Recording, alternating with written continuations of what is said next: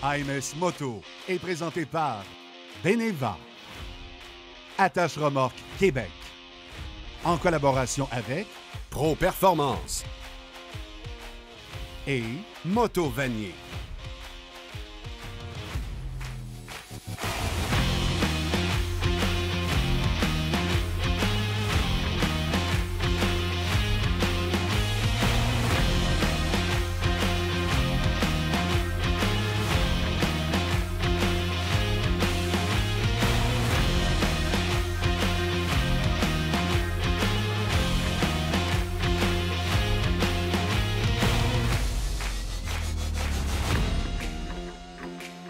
Bienvenue à AMS Moto. Tu sais qu'on est en plein cœur de la saison de moto quand l'insectarium appelle parce qu'ils veulent examiner la vitre de ton casque. Y en a-tu de la mouche? Ben oui, il y en a. On se fait manger par les moustiques ici même aujourd'hui.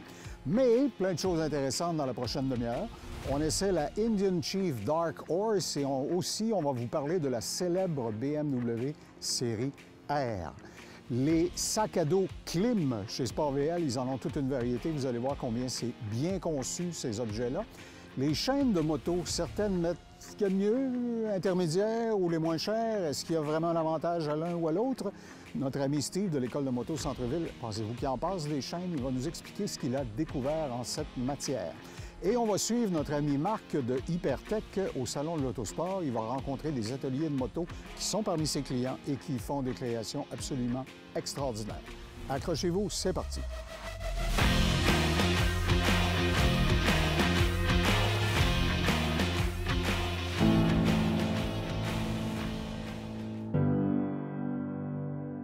Si vous connaissez l'arbre généalogique Indian, vous savez qu'il y a plusieurs variétés. Nous avons devant nous deux Chiefs. Je ne parle pas de ces deux gars-là, je parle des deux motos. Michel Boilly, Martin Tremblay chez Pro Performance. La Indian Chief est disponible en plusieurs livrées. On le voit là. Celle que nous avons à la gauche de votre écran, c'est la Dark Horse. C'est ça. Donc, Chief comme tu m'as instruit, par définition, c'est une 116 pouces cube. Exactement. Et l'autre variété à côté est d'un plus petit cubage. Oui. Dans le fond, c'est un 111 pouces cubes. 1800 cc. 1811 pour être exact. D'accord. Mais avec des personnalités, on le voit, en tout cas esthétiquement, tout à fait différentes. Effectivement. Ça se trouve être le modèle Super Chief dans la gamme du Chief. Puis il a l'air plus classique parce que les roues de broche, les sacoches en cuir. Plus gros pneus, puis des petits ajouts comme ça. Ça a l'air Ça me fait un peu penser, genre, j'aurais aimé être policier à moto si j'avais pu dans ma jeunesse, mais maintenant, je vais m'acheter une Indian de ce type-là. Michel, tu as piloté ça, une Indian de ce type-là? Chief Dark Horse. Oui, parce que c'est un peu un muscle bike. C'est un modèle, c'est un plus petit modèle, on va dire, physiquement. C'est une moto qui est un petit peu plus agile, mais qui a quand même une grosse mécanique, un gros moteur avec énormément de couple. Donc, elle fun quand même. C'est une moto plus attitude, là. Puis la Chief, ben, ça reste un modèle un peu... je dirais, pas pour en faire toujours tout seul. On peut en faire souvent à deux, mais c'est vraiment une moto là, pour ce qu'on veut être un peu plus macho ou un peu plus de feeling. Ou, ça va avec une personnalité. Là. Juste l'inclinaison des amortisseurs à l'arrière m'indique que ça a été tuné, calibré, c'est clair. Plus ils sont inclinés, plus ils sont souples, en principe. 3 pouces de débattement. Puis la moto est super basse, alors tu n'as aucune difficulté à coucher ça dans les courbes. 4,6 de ground de oui, dégagement ça. 4,6 pouces. Puis une bonne inclinaison quand même en courbe, sans être...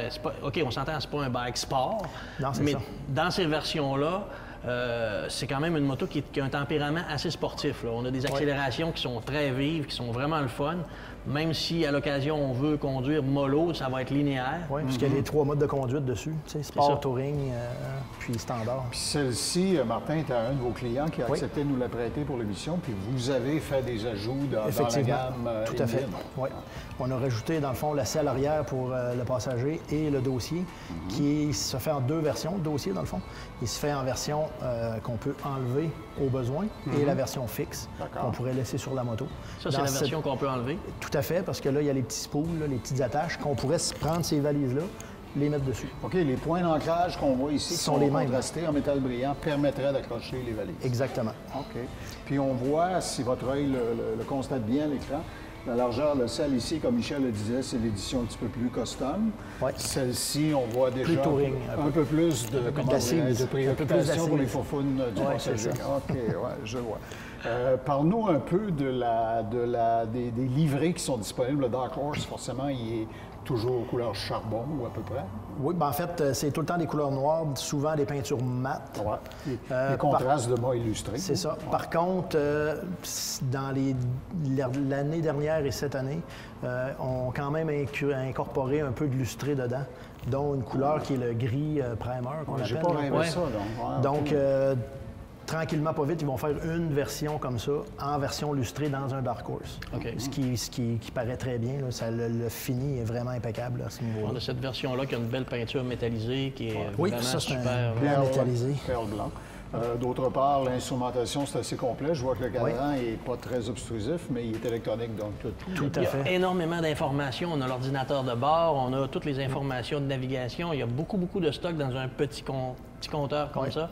En fait, ce compteur-là, c'est exactement les mêmes technicalités qu'on va retrouver dedans que les grosses versions des gros cylindrés. Énormément d'informations. C'est pas tout le temps saturé d'informations. On peut naviguer puis chercher ce qu'on a besoin. C'est le même contenu, mais le réservoir est un petit peu plus petit. C'est ça, exactement. Puis au niveau freinage, je vois que c'est très généreux. Oui. Ça prend ça pour... Des 300 mm. Pour aller avec les responsabilités qui sont les tiennes quand tu pilotes une machine comme ça. T'as pas le choix.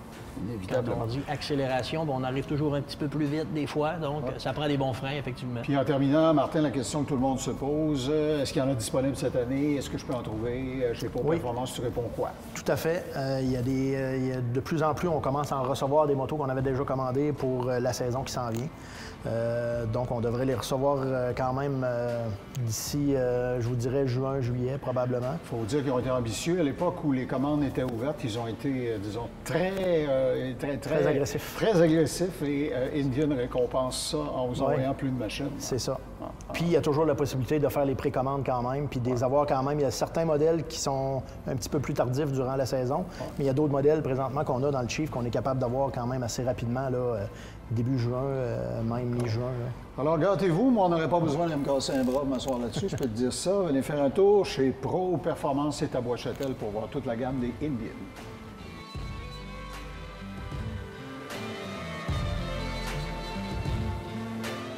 Ce segment vous a été présenté par Pro Performance.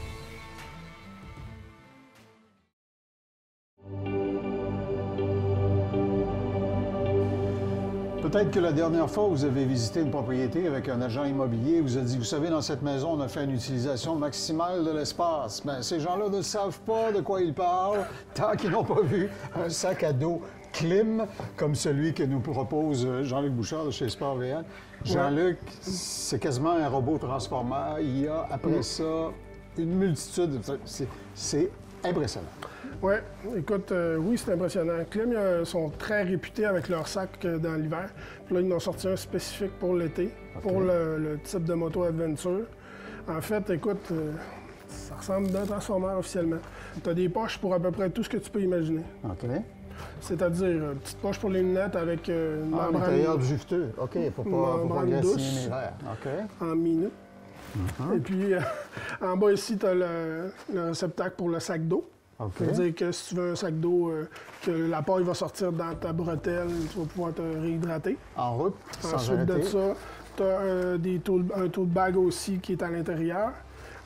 Si on prend le 2 secondes pour le tourner, on va voir que le sac à l'intérieur, ton pad que tu vas avoir dans le dos, il est rainuré pour la ventilation. Laissez passer l'air. Ouais, Ensuite, tu as une petite poche à l'intérieur. Si on ouvre ça, mon ami, on voit qu'il y a une poche porte-monnaie, un truc pour mettre tes clés, un truc pour mettre ton portable, peu importe, limite. On voit aussi les protections pour le chest en D3O ventilé. Ils ont fait de l'alvéole là-dedans pour que vous ayez un maximum de ventilation. Pas trop avoir chaud. Puis ils ont la strap au chest aussi, là, qui est vraiment super efficace. Avec un clip rapide. Oui, clip rapide qui se met qui se maintient de toutes Est-ce que les ça se façons. transforme en abri tempo, si nécessaire? On n'est pas Ouais, rendu faut encore. que tu pèses sur le piton qui est là, mais moi, Ah, je OK, on le fera pas. On le fera pas, On j'ai le fera peur. pas à l'écran parce qu'on n'a pas assez de place sur le plateau. OK. Exactement. Parlons d'un deuxième type de sac. Ça, c'est ceux qui se mettent sur, par exemple, l'arrière du siège. Exactement. Plus type, mettons, naked bike racer ou quelque chose comme ça. On connaît beaucoup les tank bags, là, que tu t'accotes dessus un peu, mais il y en a qui n'aiment pas ça, justement, avoir ça comme ou le réservoir. Parce qu'en les vieillissant, on cendres. devient plus athlétique aussi. Hein. Ouais, Ça, c'est vrai. dans nos jambes un peu. Fait que, on appelle ça un tail bag, un sac pour le siège arrière. Un peu les mêmes principes. Plus simple, un petit peu d'utilisation, moins dispendieux aussi. Je vois que tu as toute une variété de courroies à l'intérieur. Oui, vous c'est pouvez le adaptable sur configurer. tous les véhicules, en fait, tous les types de motos, avec les clips en dessous ici. Ensuite, tu peux même avoir des straps avec des velcro si tu n'as pas de place pour mettre les clips. Tu as des vides-poches. Écoutez, vous voyez le. Je dirais qu'il est genre comme de courroie. semi-rigide, alors Exact, il va bien se tenir, puis la turbulence va pouvoir déflecter. Oui, tu ne perds pas de haute avec ça. C'est ça qui est l'important. OK. Puis ils viennent tous avec un petit sac imperméable. Parce que en ça plus. résiste à l'eau. Pour sauf l'abrier que au cas où c'est le déluge. Il y a tout de quoi de pire qu'arriver avec ton linge de rechange qui est mouillé déjà. Puis si vous voulez traîner votre vie avec vous sur Ouais. une moto touring, par exemple, en aventure, ou sur un dossier, il y a ce modèle-là qui est caverneux. C'est l'expression qui me Oui, vient en on tête. peut dire ça, caverneux. En fait, celui-là, il est prédestiné pour les motocroisers avec pas de porte-bagages arrière. Ça veut dire que, imagine ton dossier de ta moto, Oui. tu mets ça en arrière, tu vas fixer les courroies à l'avant pour qu'ils tiennent en place. Et puis, écoute, Écoute, il y a même des partitions anti-choc à l'intérieur pour votre portable, votre iPad ou c'est votre comme tablette. c'est la caravane des bagages. Wow, OK. C'est super efficace. T'as un petit compartiment rapide en haut ici. Écoute, t'as des compartiments latéraux.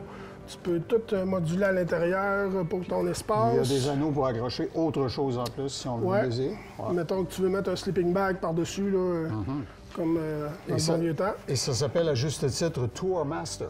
Tourmaster, c'est la marque qui font des sacs, des vêtements. Puis à l'arrière ici, on voit même le petit sac imperméable, encore une fois. C'est comme un genre de bonnet de... Une bâche qu'on peut mettre Ouais, par-dessus. une bâche élastique Ok. qu'on va mettre par-dessus et puis que ça va être sur la coche. C'est disponible en 4 pointures, 13, 31, 43 et 49 litres de rangement. Maître, merci beaucoup. Vous trouvez tout ça sur sportbl.ca. Ce segment vous a été présenté par Sport VL. Je sais que je me répète, mais quand on se promène dans une exposition avec le grand Marc Cloutier de chez Hypertech, on croise des gens qui utilisent ces produits et qui sont dans des ateliers qui font des choses particulièrement exclusives. À preuve, Marc, Rat Shop Motorcycle, Ouais. qui est un de tes clients, Ouais, qui un est, des bons clients. qui est une division de Rolling Thunder, là, qui Exact. est bien connue des gens qui font des motos modifiées, particulièrement avec des motorisations Harley-Davidson. Ça, c'est une de leurs créations. Et toute une. 3 roues, Ouais, transmission Baker, si je ne me trompe pas. exact. Motorisation SNS, Ouais, mais particulièrement modifiée au niveau des ailettes de refroidissement du moteur. ouais. Une fourche en avant d'un style qui était populaire dans les années 30 et 40 qu'on appelait des Spun Springers. C'est une girder. Demandez-moi pas de trouver un terme français pour ça, je l'ignore. Mais je sais que c'est une girder. Il y a un essieu arrière ou un arbre arrière ou un swing arm double de chaque côté, tubulaire. Et croyez-le ou non, les roues que vous avez ici sont des roues qui montent 2 pneus, mais il n'y a qu'une seule roue. Alors, la personne qui a fait le montage des pneus sans briser l'ensemble a toute ma sympathie. C'est quelque chose. Et ces gens-là sont parmi tes clients, ils utilisent Exact. tes produits. Ouais. Alors, toutes les motos qu'on retrouve ici, c'est tout du Hypertech. Il n'y a que ça là-bas. Puis ça, faut pas oublier, là, il y a un turbo là-dessus. En plus, En plus. ah ben oui, il est de l'autre côté. OK. Puis on pourrait dire que le style esthétique s'approche un peu du tribal. Parce que tu fais attention à tes bijoux de famille, surtout avec ta grand-mère. Moi, ça risque pas de m'arriver. Dans ta grandeur, il y a des garnitures qui sont machinées en aluminium, qui sont particulièrement défensives. Pointu. Oui, voilà. Puis ces motos-là, évidemment, qui sont de motorisation américaine, Harley ou dérivées, ont de l'huile pour le moteur, de l'huile pour la transmission. S'il y a un primaire fermé, ici c'est un primaire ouvert. Exact. Mais s'il y a un primaire fermé, ça prend une huile spéciale et ce sont tous des produits que vous avez développés chez Hypertech. Exactement. OK. Dans ce cas-là, si je ne m'abuse, on retrouve la 2560 là-dedans, qui est la même huile qu'on a vue tantôt chez notre ami Eric, qui est une huile vraiment exceptionnelle. Les gens l'adorent. Puis elle est minérale. Hein, Elle est ce que tu minérale. expliquais. Puis parce qu'il y a beaucoup de gens qui, malgré la popularité du synthétique, ne veulent juste pas en utiliser. Alors, eux autres, sont plus conservateurs, disons, et ils ne jurent que par le minéral. OK. Si vous avez un concessionnaire ou un atelier qui fait votre entretien et qui vous dit, bah, c'est une Harley, je vais mettre l'huile du manufacturier, Marc nous a souvent dit avec un sourire, les manufacturiers de motos, si bons soient-ils, ne font pas leur huile. Ce sont des gens comme les gens d'Hypertech et les chimistes de la compagnie qui fabriquent ces produits. Ils font des bons produits, mais ils font souvent des produits qui sont, Premier barreau de la chaîne alimentaire. disons 2, OK. pour être généreux. OK. Alors, soyez bien à l'aise de demander à votre atelier préféré, s'il ne le fait pas déjà, de mettre de la Hypertech dans votre monture, particulièrement si vous avez un gros bicylindre américain. Et si les gens de Rat Shop qui font des créations comme celle-là, avec tout le souci du détail, se fient sur les produits Hypertech, qui sommes-nous pour soulever des doutes? Merci beaucoup, Marc. Encore une visite intéressante. Merci, Claude.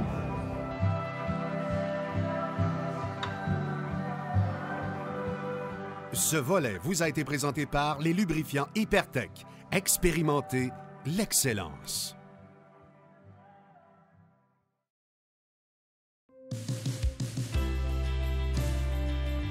Lorsque vient le temps de suivre une formation en moto, bien sûr, une école comme l'École de moto Centre-Ville peut vous apprendre bien des choses, mais va vous apprendre aussi des choses dont vous ne vous doutiez pas. Parce que, quand on est dans un environnement quotidien comme celui de l'École de moto Centre-Ville, on roule avec les motos, beau temps, mauvais temps, tout le temps, et toutes sortes de choses étranges peuvent se produire. Steve Gauvreau, tu es le grand patron. Tu as observé, avec l'usage que vous faites de vos motos, que ce que certains concessionnaires ne seraient pas capables d'affirmer à leurs clients, c'est-à-dire, par exemple, est-ce que sur ma moto, ça vaut la peine de défrayer une chaîne de très haute qualité, de moyenne qualité ou modèle Bourbon pas cher? Toi, dans la vie de tous les jours, tu es capable de faire des tests et de voir la différence. Bien, on va s'amuser avec ça cette année, là, pour vraiment voir est-ce que c'est rentable de mettre une chaîne de très bonne qualité, de moyenne ou de haute qualité. Comme ici, on a 3 choix de chaînes différentes. Puis on a essayé ça cette année. Puis là, malheureusement, les résultats, je les ai pas. On va laisser la situation évoluer. Parce qu'on est dans un contexte où il y a de l'abus, là. Bien, des gens vont donner du gaz, vont laisser l'embrayage trop de bonheur, donc font faire retirer la chaîne beaucoup plus tôt que quelqu'un qui prend soin de sa machine. Puis nous autres, en plus, on va rouler dans toutes les conditions. Donc, qu'il mouille ou qu'il fasse beau, on roule pareil. Alors, tu es presque, par définition, le laboratoire d'essai pour les concessionnaires et les manufacturiers, en quelque sorte. Ben oui, on cherche des commandites, justement. Bien, on va essayer, c'est ça, on va l'essayer, voir, parce qu'on s'entend qu'il y a une différence entre une chaîne à 173 $, une chaîne à 107 $ ou une chaîne à 36 $. Oh, wow! C'est Est-ce qu'on met 3 chaînes? Bien sûr. On met 3 chaînes à 36 $ ou bien on en met juste une à vie? Puis pour l'instant, je vais vous dire que dans notre cas, c'est pas tellement concluant de mettre une chaîne de très haute qualité parce que l'eau est hypocrite.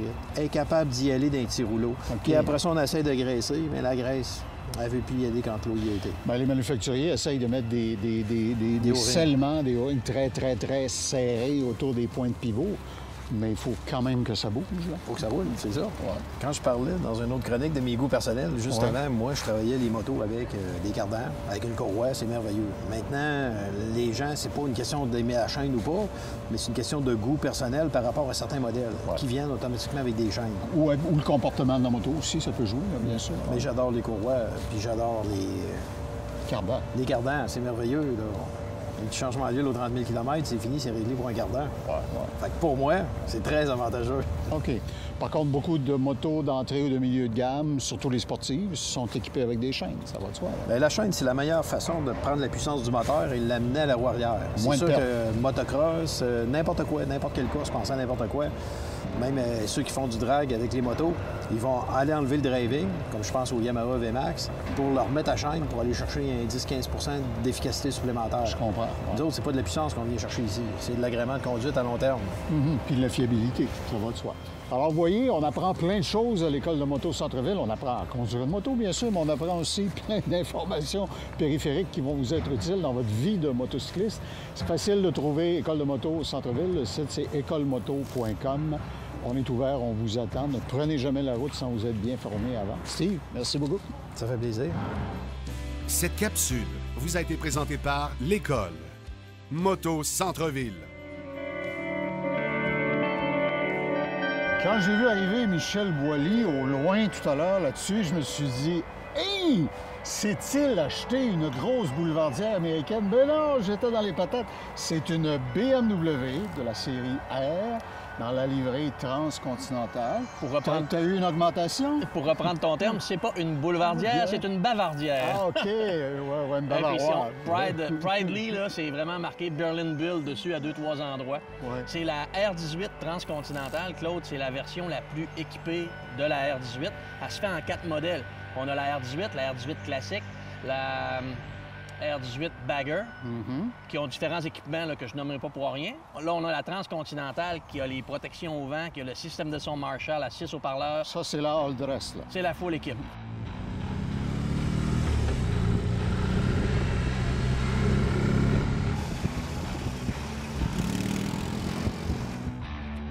On a même le cruise control adaptatif. On a les sièges chauffants, on a un écran panoramique là-dessus qui est superbe. C'est assez intuitif. C'est toujours les commandes avec la molette de BMW. On a le compartiment pour mettre notre cellulaire qui a une recharge par induction. Ah, t'as même pas besoin de connecter rien. Tu déposes ça là. Puis...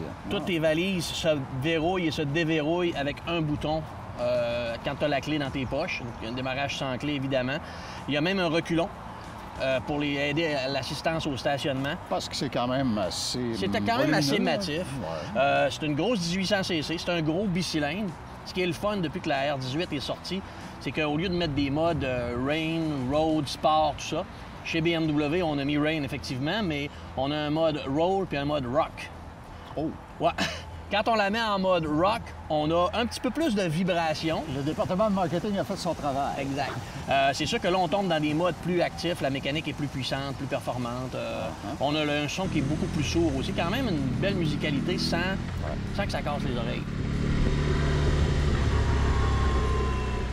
Mais évidemment, qui dit BMW dit que c'est moelleux comme du beurre, généralement. Oui. Alors, le défi pour eux, c'est de faire quelque chose qui projette l'image, mais qui ne frustrera pas les habitués de la marque qui veulent de la douceur. Puis, en général, on est habitué, si on recule de plusieurs années chez BMW, on était plus fonctionnel qu'esthétique. Oui. Mais depuis quelques années, surtout dans des modèles comme ça, on voit qu'ils mettent énormément d'efforts puis ils sont capables.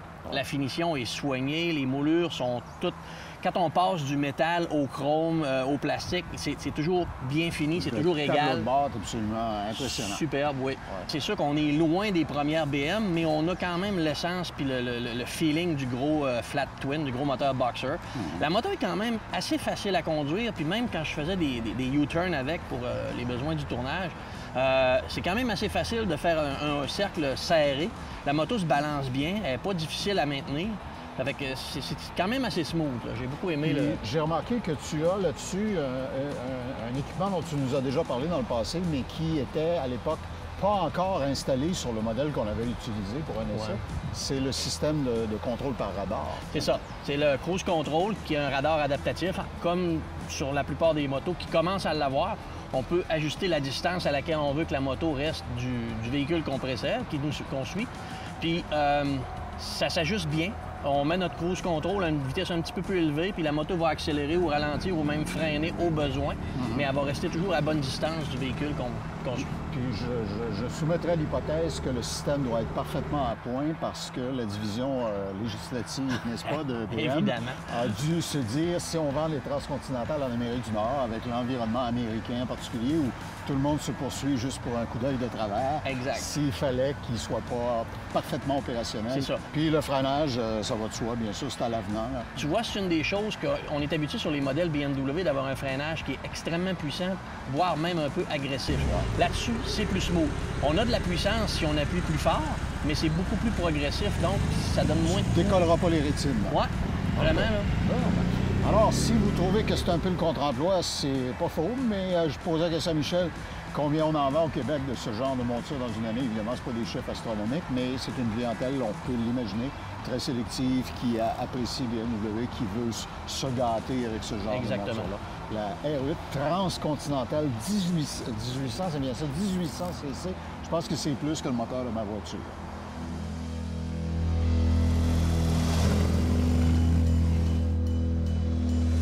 Ce segment vous a été présenté par Moto Vanier, passionné depuis 1973. C'est déjà le moment de vous parler de la semaine prochaine. Deux motos assez exceptionnelles, la Spyder série RT et la Ducati, une Multistrada V4, on n'arrête pas là, Pikes Peak Edition. Ça va faire sourire notre pilote Michel Boilly, c'est garanti. Passez une bonne semaine.